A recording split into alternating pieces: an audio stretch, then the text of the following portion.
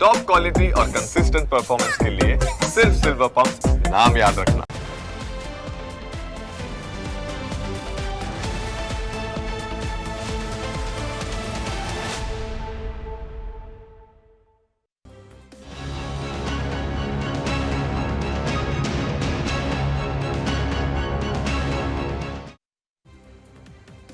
અમદાવાદ શહેરના ચંડોળા તળાવમાંથી બાંગ્લાદેશીઓને ઘર ભેગા કરવાની ઝુંબેશ દરમિયાન ઘણી ચોંકાવનારી હકીકતો સામે આવી. અગાઉ ભારતીય પાસપોર્ટ સાથે ઝડપાયેલી બાંગ્લાદેશી મહિલાઓ બાદ હવે પાસપોર્ટ બનાવી આપનાર એજન્ટ અને અન્ય એક આરોપીની ગુજરાત એટીએસે ધરપકડ કરી છે. ઝડપાયેલા આ બાંગ્લાદેશીઓએ એએમસીના કોર્પોરેટર્સના નકલી લેટર પેડનો ઉપયોગ કરીને નકલી દસ્તાવેજો બનાવડાવ્યા અને એનો ચોંકાવનારો ખુલાસો થયો છે. બાંગ્લાદેશીઓ આપણી સુરક્ષા સામે કેટલા જોખમી છે તેનો આ પુરાવો છે. તેઓ દયા ખાવાને લાયક નથી, તેમને ઘર ભેગા કરવા જરૂરી છે. ગુજરાત એટીએસે જે આરોપીઓને ઝડપ્યા છે તેમાં બાંગ્લાદેશીનું નામ રાણા સરકાર ઉર્ફે મોહમ્મદ દીદાર આલમ છે અને અન્ય એક આરોપીનું નામ શોએબ મોહમ્મદ કુરેશી છે, જ્યારે રબ્યુલ્સ નામનો આરોપી ફરાર છે. આ આરોપીઓએ 17 બાંગ્લાદેશી નાગરિકોના ભારતીય પાસપોર્ટ બનાવી આપ્યા, જે દેશની સુરક્ષામાં મોટી ચૂક ગણાય, કારણ કે આ 17 બાંગ્લાદેશીઓ ભારતીય તરીકે બીજા દેશોમાં ફર્યા હશે. ત્યાં તેમણે કઈ કઈ પ્રવૃત્તિઓને અંજામ આપ્યો હશે, આ તમામ બાબતો તપાસ માટે મહત્વની બની જાય છે. જો આ બાંગ્લાદેશીઓ કોઈ આતંકી સંગઠન સાથે સંકળાયેલા હોય તો તે દેશની સુરક્ષા માટે મોટો ખતરો બની શકે છે. બાંગ્લાદેશી રાણા સરકાર નારોલમાં રહેતો હતો. આરોપી તેના મકાનની નીચે VIP mobile and money transfer નામની દુકાન ચલાવે છે. તેણે પોતાના ખોટા આઈડી પ્રૂફ બનાવી ભારતીય પાસપોર્ટ કઢાવ્યો હતો. રાણા સરકાર અને રબ્યુલ ઇસ્લામે શોએબ કુરેશી પાસે સાથે મળીને ખોટા આઈડી પ્રૂફ બનાવ્યા હતા. શોએબ કુરેશી નારોલના મણિયાર પેટ્રોલ પંપ સામે અલ કુરેશ એન્ટરપ્રાઇઝ નામની દુકાન ધરાવે છે. ત્રણેય સાથે મળીને અન્ય બાંગ્લાદેશીઓના નકલી આધાર પુરાવા કઢાવ્યા હતા. આરોપીએ Aadhaar card, PAN card, election card સહિતના નકલી દસ્તાવેજો કઢાવ્યા હતા અને ખોટા દસ્તાવેજોના આધારે અસલી પાસપોર્ટ કઢાવ્યા હતા.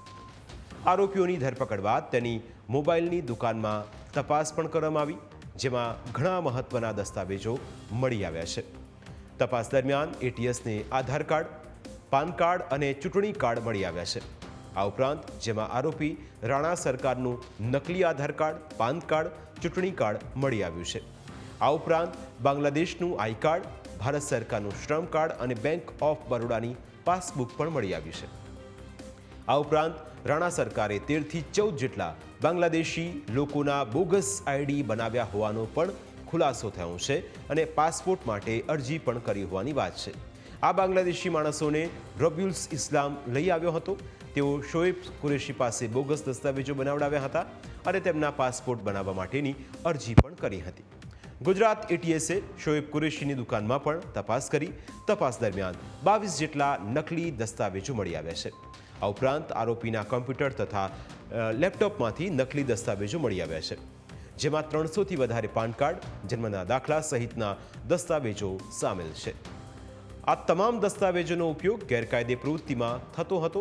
એટલું જ નહીં, આરોપીઓની તપાસ દરમિયાન જાણવા મળ્યું હતું કે તેઓએ સ્થાનિક કોર્પોરેટરના લેટર પેડ ઉપર નકલી ડોક્યુમેન્ટ બનાવ્યા હતા. આરોપીઓએ એએમસીના વિપક્ષના નેતા શહેજાદ ખાન પઠાણના લેટર પેડનો દુરુપયોગ કર્યો હતો.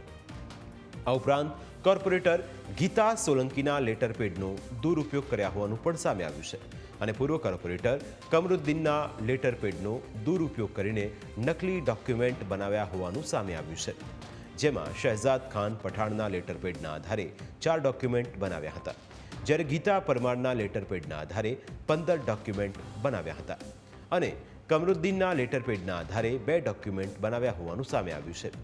ગુજરાત એટીએસે રાણા સરકાર અને શોએબ મોહમ્મદ કુરેશીની ધરપકડ કરી છે. રાણા સરકાર મૂળ બાંગ્લાદેશનો નિવાસી છે. તે વર્ષ 2012માં ખેતરના માર્ગે ગેરકાયદે બોર્ડર ક્રોસ કરીને ભારતમાં ઘૂસ્યો હતો. તે દિનહાટમાં આવ્યો, ત્યાંથી સિલિગુડી, હાવડા, તમિલનાડુ, બેંગલુરુ અને મુંબઈથી 2015માં અમદાવાદમાં આવ્યો. 2017માં તેણે પાસપોર્ટ બનાવડાવ્યો હતો અને દુકાન ભાડે લઈને 2018માં આધાર કાર્ડ, પાન કાર્ડ, ચૂંટણી કાર્ડ બનાવવાનું કામ શરૂ કર્યું હતું, જ્યારે અન્ય આરોપી શોએબ કુરેશી મૂળ રાજસ્થાનનો નિવાસી છે. તે 2015થી આધાર કાર્ડ, પાન કાર્ડ, પાસપોર્ટની ઓનલાઈન અરજીઓ માટે દુકાન ચલાવતો હતો.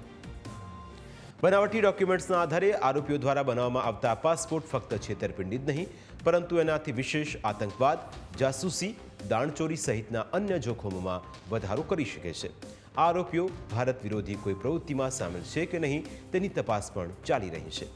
ઉલ્લેખનીય છે કે 2 દિવસ પહેલા જ એક બાંગ્લાદેશી મહિલા ભારતીય પાસપોર્ટ સાથે ઝડપાઈ હતી. ઝોયા નામની મહિલા 2016થી અમદાવાદના નારોલમાં રહેતી હતી.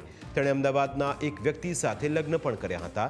એટલું જ નહીં, નકલી દસ્તાવેજોના આધારે બનાવાયેલા ભારતીય પાસપોર્ટના આધારે તે વિદેશ પ્રવાસ પણ કરી આવી હતી. અમદાવાદ ક્રાઇમ બ્રાન્ચ દ્વારા તેની તપાસ કરવામાં આવી રહી છે. એટલે હજુ પણ કેટલાક ચોંકાવનારા ખુલાસા પણ થશે.